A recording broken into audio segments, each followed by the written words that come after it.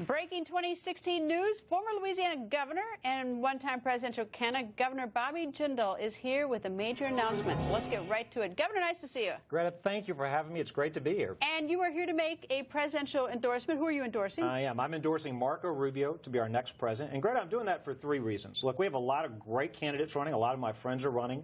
The reality is these are very dangerous times. This president's weakened our standing on the foreign stage. Our enemies don't fear us. Our friends don't trust us. Marco has been consistent about strengthening America's foreign policy. Haven't they all? I mean, haven't all the Republicans said that? I mean, they've all said they want to strengthen foreign policy or our national security. Well, but there are significant differences. Marco's consistently stood up to the threat of ISIS, radical Islam. And the others haven't? Well, look, I'm not here to criticize the other candidates. I've got friends that are running. I respect them. I've got friends supporting other candidates.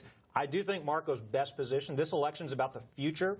Look, I'm an ideas guy. We've got to turn the page on the Obama administration. I offer detailed policies through America Next. How do we rebuild our economy? Marco's doing that as well. And here's the third and important point. Greg, this is the most important election of our lifetimes. We've got growing dependence on government. We've got more and more debt being piled on our children's backs. Marco can unify our party. His optimistic message is bringing voters from across the party lines, from across different demographic groups. He can unify our party. He can win this election in November. We cannot afford 4 more years of this president's disastrous policies. I think he's a principled conservative. I think he is the right guy to lead us forward. Let me play devil's advocate with you. First of all, you got like Governors Kasich and Bush and Christie. They've actually had to deal with these problems in terms of the size of government, state governments. And then you talk about sort of unifying the parties. Is that I know a lot of Republicans weren't happy with the immigration deal, but Senator Rubio is unable to unify everyone behind his position.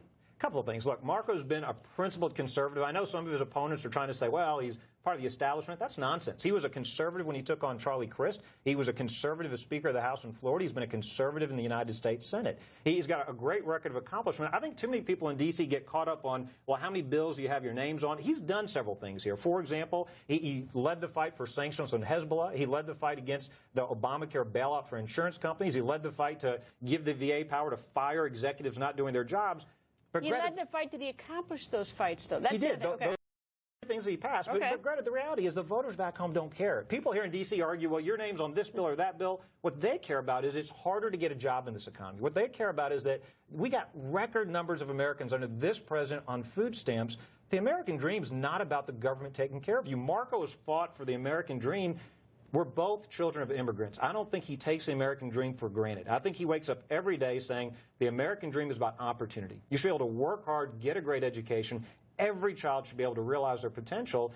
I don't think he'll ever take that for granted. I think he understands it's not about government taking care of you.